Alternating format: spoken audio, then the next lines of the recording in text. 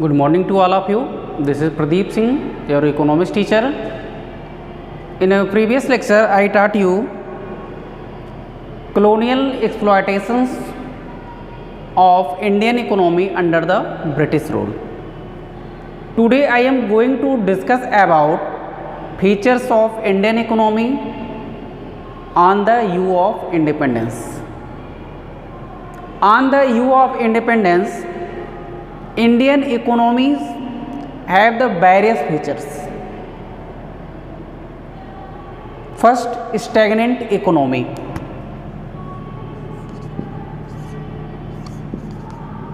Stagnant economy, इसको हम लोग कहते हैं स्थिर अर्थव्यवस्था. In a time of eve of independence the Indian economy was stagnant, like Indian economy completely stagnant. A stagnant economy is one which shows little or no growth in the income. जैसे आपका जो stagnant economy means होता है कि आपका किसी भी economy में नो ग्रोथ हो या लिटिल ग्रोथ हो, उसको हम लोग कहते हैं स्टैग्नेंट ऑफ इकोनॉमी. अब इसमें आप कह सकते हैं कि स्टैग्नेंट ऑफ इकोनॉमी में on which the growing at very low rate. जैसे हमारा जो ग्रोथ रेट है वेरी लो रेट, अगर उसमें देखो किसी भी इकोनॉमी हमारा जो ग्रोथ रेट होता है वो आपका वेरी लो हो या आपका लिटिल ग्रोथ रेट हो, that is known as the stagnant economy. तो इसमें आपका देखते हैं कि जैसे बिटवीन 1860 एंड 1954, 1860 एंड 1954 के बिटवीन देखते हैं. तो Indian economy is stagnant economy in year of 1860 and 1947. The growth rate of per capita income was low at 0.5%. The growth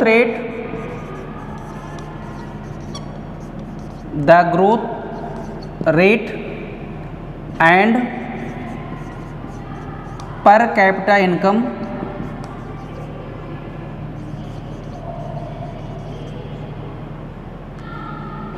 is very low at the time of 1860 to 1945. जैसे आप देखते हैं कि उस टाइम में जो ग्रोथ रेट था वो आपका वेरी लो था. जैसे इसमें आप कह सकते हैं कि ग्रोथ रेट जो है अबाउट नियर 0.5% था. ये आपका 0.5% आपका ग्रोथ रेट था. तो इसमें आप कह सकते हैं जैसे आपका ग्रोथ रेट ये आपका 0.5% जो है पर एनम था. जैसे आप कह सकते हैं कि इसमें आपका जो आपका 1952 और आपका 1950 के बिटवीन में ये आपका ग्रोथ रेट 0.5% पर एनम ये आपका 1925 टू 1952 के बिटवीन था. तो इसमें आपका जो इंडियन इकोनॉमी का ग्रोथ रेट था आपने देखा कि 1952 एंड 1952 के बिटवीन 0% पर एनम था. Means there are little growth rate of the Indian economy on the eve of the independence. अब इसमें देखते हैं आपका 0.5% ग्रोथ रेट है आपका. इसमें जैसे आपका 1925 टू 1950 के means it was 0.1% per annum. ये आप कह सकते हैं it was 0.1% per annum. Stagnant economy में आप देखते हैं कि आपका जो ग्रोथ रेट है वेरी लो है और हमारी जो पर कैपिटा इनकम है, per capita income equal to national income upon population होता है. इसमें आपका per capita income equal to national income upon total population.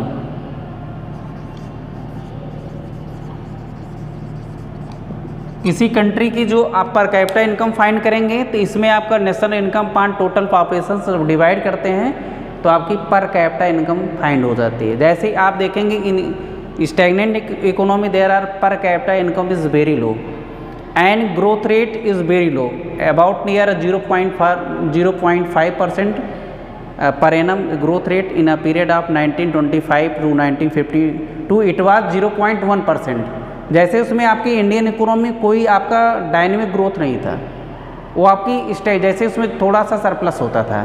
तो अब इसमें देखेंगे कि आपका जो जैसे इंडियन पॉपुलेशन जैसे bulk of population lived in poverty, बहुत ज़्यादा जैसे इंडिया की जो टोटल पॉपुलेशन उसमें मोस्टली सफ़र कर रही थी पॉवर्टी से।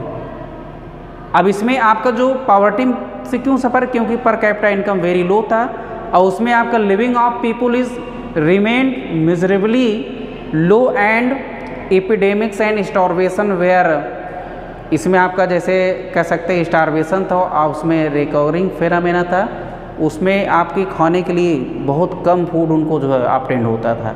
अब इसमें आपका जो 20th सेंचुरी के अकॉर्डिंग देखेंगे आपका जो पर कैपिटा इनकम था is less than 2% and growth rate in पर कैपिटा इनकम ओनली 0.5% था। तो इसमें आपका इंडिया में bulk of population suffering in poverty and standard living of the people remain miserably low, जो आपका पीपुल का स्टैंडर्ड लेवल होता है वो आपका वेरी लो था। और उसमें अगर देखते हैं कि जैसे आपका पीपुल का जो लिविंग स्टैंडर्ड था वेरी लो था, तो उससे आपकी इंडियन इकोनॉमी का डेवलपमेंट नहीं होता, जो ग्रोथ रेट था वो आपका स्टॉप हो गया था।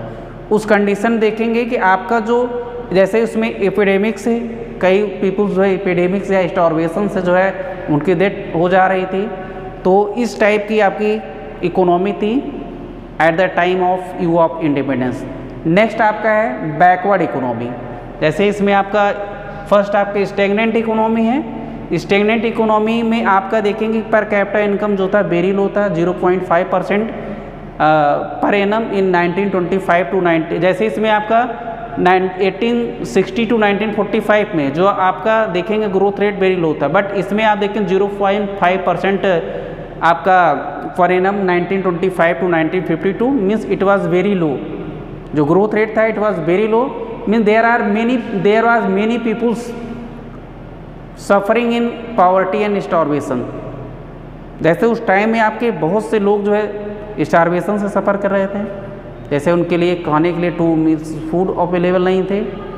और उसमें कि जैसे इसमें एक कह सकते हैं कि उसमें आपका जो इंडियन इकोनॉमी थी उसका ग्रोथ रेट वेरी लो था, जिससे आपका per capita income very low थी, तो पूरी आपके कंट्री में पॉवर्टी था, उसमें ह्यूज पॉपुलेशन आपकी सफ़र कर रही थी पॉवर्टी से। और नेक्स्ट आपका था बैकवर्ड इकोनॉमी।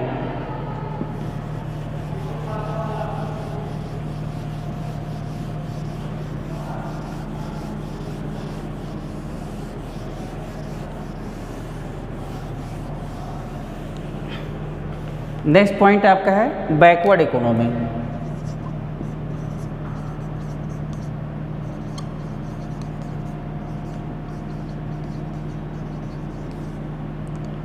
अब इसमें आपका जो बैकवर्ड इकोनॉमी का सेंस है, Indian economy was backward economy on the eve of the independence. आपकी जो इंडियन इकोनॉमी थी, इंडियन इकोनॉमी ये आपकी बैकवर्ड इकोनॉमी थी eight the time of you of the independence. जैसे स्वतंत्रता के समय जो है आपकी जो इकोनॉमी थी वो आपकी बैकवर्ड इकोनॉमी मीन्स पिछड़ी अर्थव्यवस्था। उसका मेन रीज़न था जैसे आपकी जो बैकवर्ड इकोनॉमी से देयर इज़ वन विच आप पर कैपिटा इनकम इज़ वेरी लो। उसका मेन रीज़न था कि पर कैपिटा इनकम किसी भी इकोनॉमी में आपका जो पर कैपिटा इनकम है किसी भी कंट्री की अगर पर कैपिटा इनकम वेरी लो हुई तो वहाँ की इकोनॉमीज होती है वो आपकी backward economy means low level of productivity और आपका low level of per capita income and high birth rate and death rate. इसका मेन रीज़न है low level of per capita income, पर कैपिटा इनकम और नेक्स्ट आपका है इसमें, जैसे इसमें आपका low level of per capita income, high birth rate and death rate. और थर्ड इसमें देखेंगे आपका जो बर्थ रेट है उसमें आपका बहुत ज़्यादा जो आपकी बैकवर्ड इकोनॉमी होती है, in backward economy there are birth rate and death rate are high होता है। और उसमें हम देखेंगे आपका उसमें लो लेवल ऑफ प्रोडक्टिविटी होगी। जैसे low level of per capita income होगा तो आपका लो लेवल ऑफ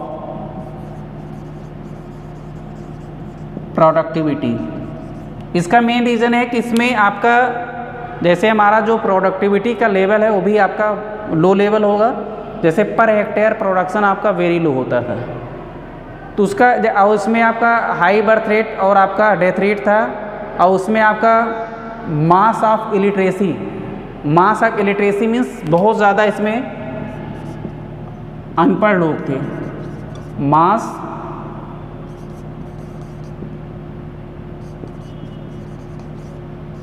इसमें आपका बहुत ज़्यादा इलिटरेसी थी। जैसे इस कह सकते हैं कि बहुत ज़्यादा लोग उसमें अनपढ़ थे। और उसमें ट्रेडिशनल मेथड ऑफ एग्रीकल्चर, जो एग्रीकल्चर जैसे एग्रीकल्चर का जो मेथड था वो आपका ट्रेडिशनल मेथड से एग्रीकल्चर करते हैं। जैसे स्टार्टिंग में जो ट्रेडिशनल मेथड से एग्रीकल्चर करते आ रहे थे उसी के अकॉर्डिंग जो है वर्क करते थे। इसलिए आपका उसमें एग्रीकल्चर सेक्टर में भी ग्रोथ रेट जो है जैसे आपकी पर कैपिटा इनकम वेरी लो था। उसका मेन रीज़न था ट्रेडिशनल मेथड से जो है उसमें एग्रीकल्चर करते थे। और उसमें आपका जैसे इस लैक ऑफ टेक्नोलॉजी का अभाव था। लैक ऑफ टेक्नोलॉजी आपका रहेगा तो उसमें आपकी जो इकोनॉमी होगी वो बैकवर्ड इकोनॉमी, क्योंकि आपका per hectare production very low होगा। और पर हेक्टेयर प्रोडक्शन आपका वेरी लो होगा तो आपकी इकोनॉमी बैकवर्ड इकोनॉमी होगी। अब इसमें आपका देखेंगे 1947 टू 1948 में पर कैपिटा इनकम, जैसे इंडिया का आपका पर कैपिटा इनकम जो है 20 रुपी, जैसे 230 रुपी अबाउट नियर था। मीन्स पर कैपिटा इनकम, पर capita income of India was 230 rupee. जैसे ही आप देखेंगे कि इसमें इन 1947 to 48 per capita income of India was 230 rupee. जैसे आपका 1947-1948 में इंडिया का जो पर कैपिटा इनकम था ये आपका 230 रुपी के अबाउट नियर था। और उसमें आपका मेन रीजन था कि वर्ल्ड का पॉपुलेशन जो थी ये आपका population was very poor. So without sufficient food and clothing and shelter unemployment was ramped. जैसे आपका उस समय क्या था बहुत ज़्यादा, जैसे आपकी रैम्प पॉवर्टी थी कि पॉवर्टी आपकी अनकंट्रोल्ड थी। तो उस टाइम में जो पॉपुलेशन थी वो without shelter, without cloth, without food भी जो है, जैसे विदाउट फूड भी जो है वो सफ़र करती थी। तब इसमें क्योंकि आपका उसमें पॉपुलेशन यहाँ पर जैसे जब आपका ट्रांजिशन ईयर 1921 में आपका स्टार्ट हुआ था, 1921 के बाद इंडिया की पॉपुलेशन रैपिडली इंक्रीज हुई। तो उसमें 1921 को हम लोग कहते हैं इसमें ईयर ऑफ डिवाइड, या इसको हम कहते हैं ट्रांजिशन ईयर। तो 1921 के बाद इंडिया की जो पॉपुलेशन थी रैपिडली इंक्रीज होना स्टार्ट हुई। और उसमें आपकी जैसे तो उसके बाद आपने देखा कि जो आपकी अनएम्प्लॉयमेंट था वो आपका अनएम्प्लॉयमेंट वाज रैम्प्ड, आपका नियंत्रित हो गया, बहुत ज़्यादा उसमें बेरोजगारी हो गई। अब उसमें देखेंगे कि पर कैपिटा इनकम आपका 230 रुपी, आपका एनुअल पर कैपिटा इनकम देखते तो उसमें 230 रुपी था। और नेक्स्ट आपका है रीजन एग्रीकल्चर बैकवर्डनेस।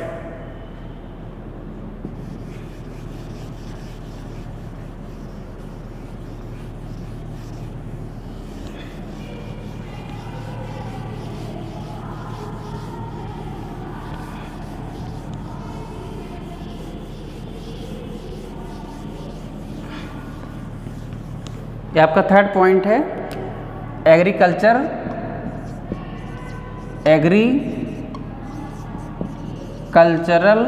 बैकवर्डनेस।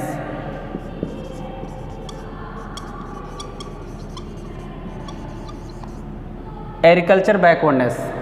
अब इसमें आपका जो एग्रीकल्चर बैकवर्डनेस था, मीन्स जैसे आपका हाईलाइटेड जो आपका ये आपका एग्रीकल्चर बैकवर्डनेस जो इंडिया में था आपका हाईलाइटेड था, आपकी नियरली 72%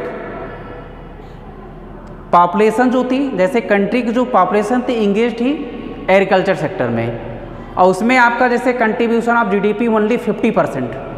तो इसमें आप देखेंगे 70% आपकी पॉपुलेशन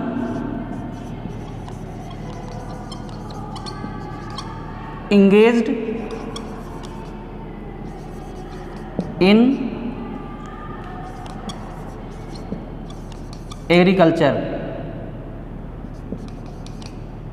तो इसमें आपका जब 72% पॉपुलेशन आपकी एग्रीकल्चर में इंगेज थी, तो जीडीपी आपकी 50%। जैसे इसमें आप देखें किसी कंट्री का जो जीडीपी होता है उसमें एग्रीकल्चर का भी रोल होता है, बट इंडिया में क्या था कि 50% आपकी जो 50% जीडीपी थी, ये आपका ग्रॉस डोमेस्टिक प्रोडक्ट जो है टोटल जो आपकी उस इंडिया की जो जीडीपी थी उसका जो है 50% आपके एग्रीकल्चर सेक्टर से ऑब्टेन होता था। Means 72% population depends on agriculture only and rest 28 population based on agriculture, based on industrial sector. तो इसमें आपका 72% जो है आप देखेंगे उसमें large number of population depends on agriculture sector and like इसमें देखेंगे कि आपका जो पर हेक्टेयर आउटपुट होता था ये आपका 660 केजी व्हीट होता था और आपका 710 केजी जो है, इसमें आप देखते हैं कि आपका पर हेक्टेयर प्रोडक्शन जो है आपका 660 केजी आपका, ये आपका व्हीट का जो प्रोडक्शन होता था 660 केजी और आपका इसमें राइस का जो प्रोडक्शन होता था 710 केजी पर हेक्टेयर का प्रोडक्शन होता था। मीन्स आपका जो देखेंगे कि productivity per hectare productivity of wheat is very low, 660 KG per hectare आपका प्रोडक्शन व्हीट का होता था एंड 710 केजी इसमें आपका per hectare production of rice. Means आपका देखेंगे कि अब उसमें व्हीट का production is very low and production of rice is very low. So this is a reason agriculture backwardness. It is shows the agriculture backwardness of Indian economy. और उसमें आपका जो फूड ग्रेन का जैसे इसमें देखेंगे फूड ग्रेन आपके जो means totally population depends on the agriculture sector. लेकिन in 1947 to 1941 it was recorded to be 527 lakh ton. जैसे आपका इसमें देखेंगे कि आपका जो रिकॉर्डेड आपका उसमें प्रोडक्शन हुआ था ये आपका जस्ट 527 लाख जो है आपका टन टोटल प्रोडक्शन हुआ था। अब इसमें आपको देखेंगे जब फूड ग्रेन का आपका जो टोटल प्रोडक्शन किसी कंट्री का आप देख रहे हैं टोटल प्रोडक्शन जो है ओनली जो है 570 लाख टन अगर प्रोडक्शन होता है, तो आपकी जो टोटल पॉपुलेशन है ये डिपेंड कर रही है आपकी उसमें एग्रीकल्चर सेक्टर पे। मीन 72% पॉपुलेशन आपकी जो है डिपेंड है एग्रीकल्चर सेक्टर पे, बट आपका जो per hectare production of wheat है 660 KG and per hectare of rice का जो प्रोडक्शन है 710 KG per hectare and recorded production is 527 lakh ton. आपका 1947-1948 में जो टोटल रिकॉर्डेड प्रोडक्शन है, total recorded production is 520 lakh ton है। तो आप इसमें जैसे आप देखेंगे कि जो प्रोडक्शन है आपका ये भी very low, means it was recorded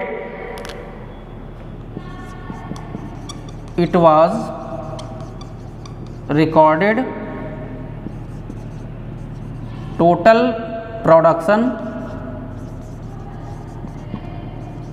of grain 520 lakh tons. ये आपका इन 1947 टू 48 में। इसमें देखेंगे आपका जो इंडिया का टोटल रिकॉर्डेड फूड ग्रेन का प्रोडक्शन है 527 लाख टन है। और नेक्स्ट आपका रीजन है इंडस्ट्रियल बैकवर्डनेस। ये तो आपका फर्स्ट है स्टैग्नेंट इकोनॉमी, बैकवर्ड इकोनॉमी।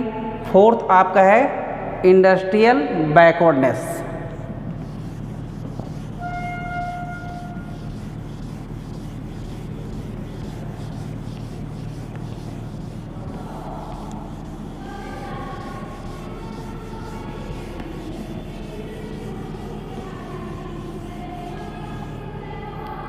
इसमें आपका fourth industrial backwardness.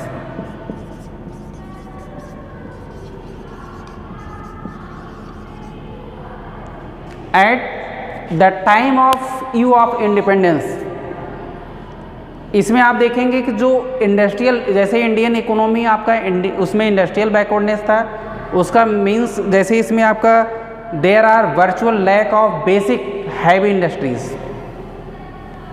Means India have not heavy industries in the time of 1947 to 48.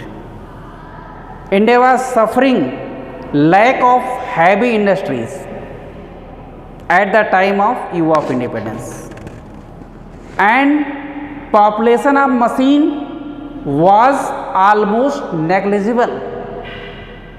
जैसे वहाँ पे मशीनरी नहीं थी तो आपकी जो पॉपुलेशन थी वो आपकी नेग्लिजिबल थी, उसके पास ना के बराबर मशीनरी थी। लार्ज, जैसे मीन्स इंडिया में आपका लार्ज स्केल इंडस्ट्री उस टाइम आपकी जो है नेग्लिजिबल थी, नथिंग थी you can say. And small scale industry and cottage industries were almost ruined. Means small scale industries and cottage industries was ruined at the time of eve of the independence. What are the reason why small scale industries and cottage industries were ruined? आपकी जो discriminatory, जैसे इसमें discrimination policy थी, उसने जो है India की small scale industry, cottage industry को डिस्ट्रॉय कर दिया। जैसे आपके इंडियन हैंडीक्राफ्ट थे उसको उन्होंने डिस्ट्रॉय, जैसे ब्रिटिश रूल ने उसको डिस्ट्रॉय कर दिया था। और उसमें आप देखेंगे for bulk of its capital goods, जैसे इसमें आपको देखेंगे कैपिटल गुड्स की जो रिक्वायरमेंट थी इसमें आपके इंडियन इंडस्ट्री में was development upon the imports of the Britain. उसका जो development means totally Indian economy totally based on the British economy. जब आपका ब्रिटेन से इंपोर्ट होता था यहाँ पे हम लोग गुड्स का जो है कंजम्पशन करते थे। और ब्रिटिश इंडस्ट्री जो थी यहाँ की मीन्स जैसे आपका जो एक्सपोर्ट होता था फ्री ड्यूटी, रॉ मटेरियल का जो एक्सपोर्ट होता था फ्री ड्यूटी उस पर थे, मीन्स कोई उस पर चार्जेस नहीं लगते थे। बट आपकी जो मैन्युफैक्चर गुड्स थी वो आपका उसका इंपोर्ट जो है ड्यूटी फ्री था और आपके हाई रेट पे जो है यहाँ पे इंडिया में सेल होती थी। जब आपको उसमें देखेंगे कि आपका इंडस्ट्रियल बैकवर्डनेस का रीज़न था कि आपकी जो इंडियन इकोनॉमी थी वो आपकी स्टैग्नेंट इकोनॉमी, बैकवर्ड इकोनॉमी होने के पीछे आपका इसमें लैक ऑफ इंडस्ट्रियलाइजेशन था। क्योंकि आपकी जो इंडस्ट्रीज़ थी इंडिया के पास जो है आपकी उसमें हैवी इंडस्ट्रीज़ नहीं थी, हैवी इंडस्ट्रीज़ नहीं थी तो उसमें आपका प्रोडक्शन नहीं हो रहा था। जैसे प्रोडक्शन वेरी लो था, उसका इफेक्ट जो है पूरी इकोनॉमी पे पड़ा। मीन्स कैपिटल गुड्स जो थी ये आपकी रिटायरमेंट, जो आपकी इंडिया के पास जो कैपिटल गुड्स थी वो आपकी रिटायरमेंट के करीब थी। Means Indian industry was developed upon import from the Britain. जो आपकी इंडियन इंडस्ट्री थी विच इज़ यू कैन से dependent upon the imports of the Britain, तो उसमें जो ब्रिटिश इंडस्ट्री थी उस पर उसका जो है डिपेंडेंट था। इसमें आपका नेक्स्ट जो है रैम्ड पॉवर्टी। जैसे इसमें इंडियन इकोनॉमी का जो बैकवर्डनेस के पीछे आपका रैम्ड पॉवर्टी, इंडिया में की आपकी जो इसमें देखेंगे पॉवर्टी आपकी अनकंट्रोल्ड थी, bulk of population was very poor in India. जैसे मीन्स आपका number of means a large number of population suffering in poverty at the time of you of the independence. आपकी पॉवर्टी जो uncontrolled थी, means people were not getting two square meal of day. उनको जो है 2 time के लिए food available नहीं था। जैसे एक 1 डे में जो है आपको 2 टाइम्स के लिए स्क्वायर मील फूड अवेलेबल नहीं था। इस तरह की पॉवर्टी आपके इंडिया में थी, तो जिसका इफेक्ट जो है आपकी इंडियन इकोनॉमी पर पड़ा। और इसमें आप कह सकते हैं lagged shelter and cloth, all this was clothing to wide speed unemployment and massive illiteracy. उसका मेन रीजन था कि इंडिया में बहुत ज़्यादा इलिटरेसी थी और आपका उसमें large number of people suffering in poverty. जैसे उसमें इलिटरेसी भी थी और आपके पॉवर्टी थी, means wide speed people suffering unemployment. बहुत ज़्यादा लोग उसमें जो है जैसे बेरोजगार थे। उसका मेन इम्पैक्ट जो है आपकी इंडियन इकोनॉमी पर पड़ा कि आपकी जो इंडियन इकोनॉमी थी ये कम्प्लीटली जो है डिस्ट्रॉय हो गई। जैसे उसका जो ग्रोथ रेट था वो आपका लिटिल ग्रोथ रेट 0.5%। उसका मेन इम्पैक्ट था mass level of illiteracy and large number of people suffering in poverty and unemployment. तो आपकी जो पॉपुलेशन, जैसे इसमें रेंट पॉवर्टी थी आपकी अनकंट्रोल्ड थी।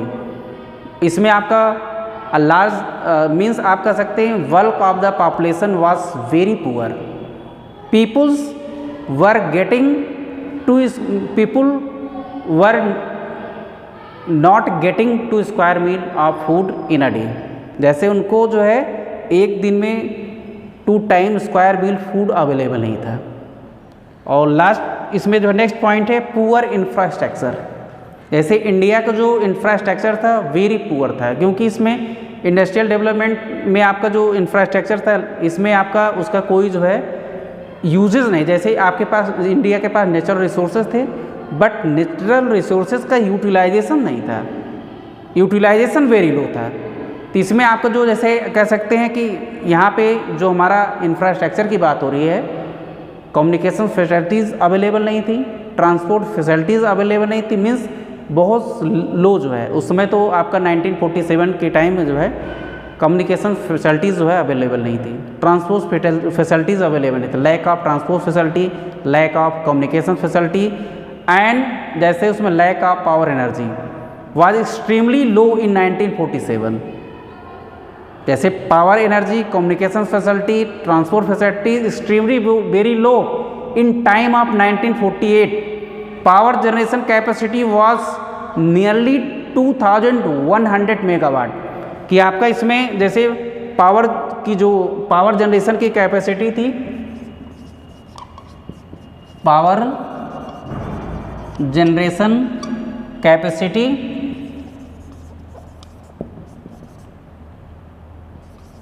Was 2100 megawatt. ये आपका 2100 मेगावाट के अबाउट नियर जो है आपका 1948 में थी। मीन्स जैसे आपकी जो मीन्स कह सकते हैं कि Indian infrastructure was extremely poor in the year of 1948।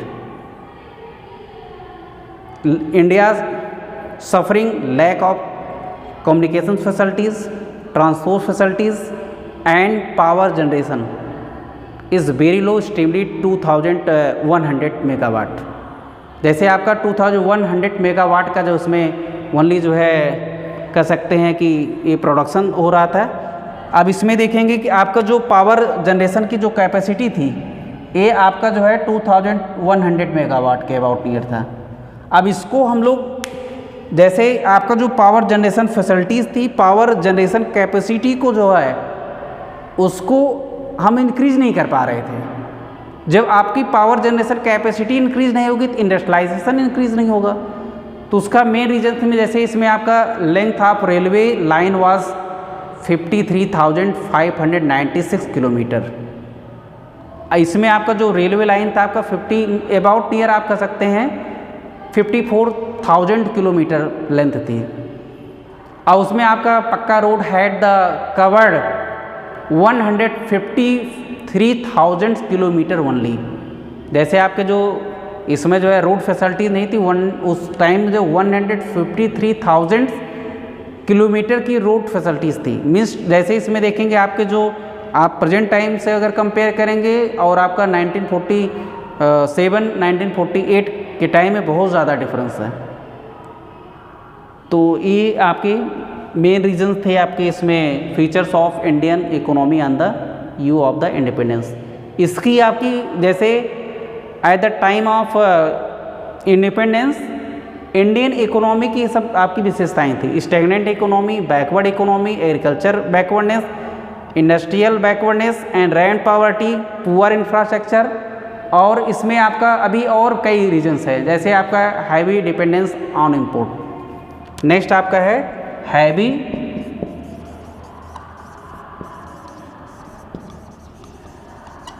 Heavy dependence on imports. इसमें आपका देखेंगे कि उस समय आपका जो means India has the lack of heavy industry and cotton and small scale industries were ruined at the time of you of the independence.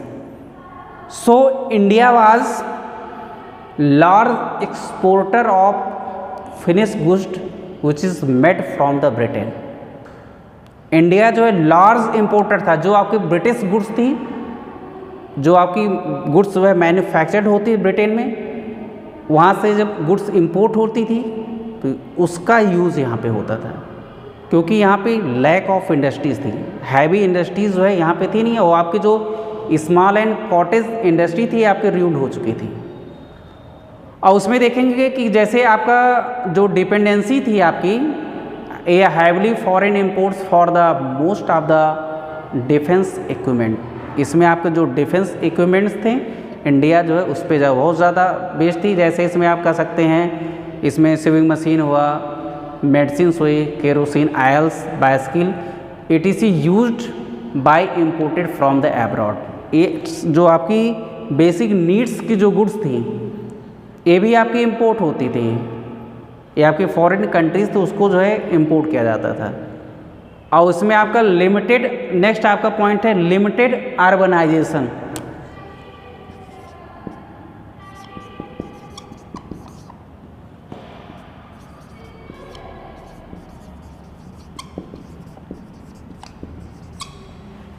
Limited urbanise इसमें जो है आपका जो means like 72% population live in rural area. जैसे इसमें आपका 72% जो आपकी पॉपुलेशन थी ये आपकी रूरल एरिया में रहती थी। तो उससे आपका जो अर्बनाइजेशन था वो ज़्यादा आपका उसमें आपकी अगर इसमें देखेंगे आपके किसी कंट्री की अगर पॉपुलेशन कंट्री साइड एरिया में रहती है, अर्बन एरिया में रहेगी तो वहाँ पे डेवलपमेंट होगा, इंडस्ट्रियलाइजेशन होगा। अगर रूरल एरिया में रहेगी टोटली आपकी बेस्ड होगी एग्रीकल्चर पे।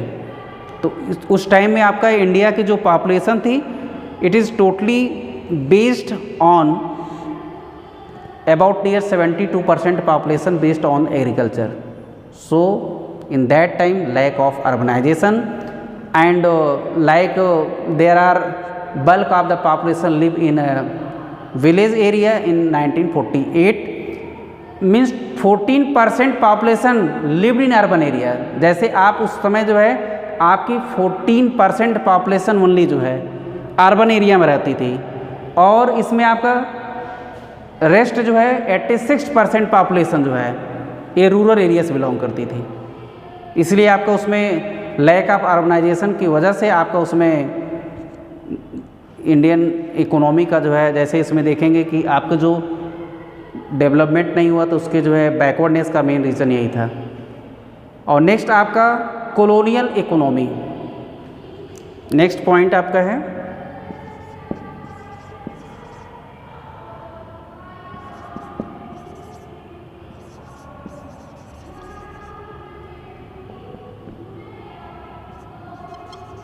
Colonial economy. अब इसमें आपका जो मैंने बताया कि कॉलोनियल एक्सप्लॉयटेशन था eight the time of you independence, तो इसमें आपका जो Indian economy was colony of British government implied the exploitation of Indian economy for the benefits for the British economy। तो इसमें आपका जो कॉलोनियल इकोनॉमी थी तो उसका मेन पर्पस था कि प्रॉफिट अर्न करना। तो इसमें इंडिया के जो आपके गुड्स थी उसको चीपर रेट पे परचेज करना और आपकी जो ब्रिटिश इंडस्ट्री से गुड्स मैन्युफैक्चर्ड होती तो उसको हायर रेट में इंडिया में सेल करना। Means British government curb domestic industries and imposing happy taxes. जैसे ब्रिटिश इंडस्ट्री ने उसने ब्रिटिश गवर्नमेंट ने इंडिया की जो इंडस्ट्री थी उसको डिस्ट्रॉय कर दिया और उसमें जो डोमेस्टिक इंडस्ट्रीज थी उस पर जो है हैवी टैक्सेस इम्पोज कर दिया। जो heavy taxes means this force of Indians two by the British goods, उनका मेन पर्पस था, उन्होंने फोर्स किया कि ब्रिटिश गुड्स को परचेज करें। और इसमें आपका Indian economy was used as the source of raw material for the British industry export the raw materials were almost duty. जैसे इसमें उनकी मेन ड्यूटी थी कि जो इंडिया के रॉ मटेरियल्स थे उनका जो है एक्सपोर्ट ब्रिटेन में होगा और ब्रिटिश इंडस्ट्री से जो मैन्युफैक्चर्ड क्लॉथ होंगे, मेडिसिन्स होंगी या अदर थिंग्स होंगी उसको इंडिया में हाई रेट पर एक्सपोर्ट करना था। अब इसमें autocracies were committed on the Indian artisans so as force then close near the cottage industries. जैसे इसमें हमारी जो कॉटेज इंडस्ट्री थी this lead to distraction of Indian handicrafts. जैसे आपकी जो स्मॉल एंड कॉटेज इंडस्ट्री में आपका हैंडीक्राफ्ट था तो हैंडीक्राफ्ट्स को उन्होंने उसको डिस्ट्रॉय कर दिया। जैसे आपका इसमें इंडियन हैंडीक्राफ्ट्स का जो है उसमें डिस्ट्रैक्शन हुआ तो उन्होंने डिस्क्रिमिनेटरी पॉलिसी को यूज़ किया। यहाँ के जो रॉ मटेरियल्स उसको चीपर रेट में परचेज करते थे और आपके वहाँ से जो फिनिश गुड्स थी उसको हाई रेट में इंडिया में एक्सपोर्ट करते थे। ब्रिटेन जो उसको एक्सपोर्ट करता है, इंडिया जो है इसमें आपका लार्ज एक्सपोर्टर हो गया, लार्ज इम्पोर्टर हुआ। इस वजह से आपकी डिफरेंट टाइप की जो प्रॉब्लम्स जो है उस टाइम में फेस हो रही थी। Okay, thank you so much.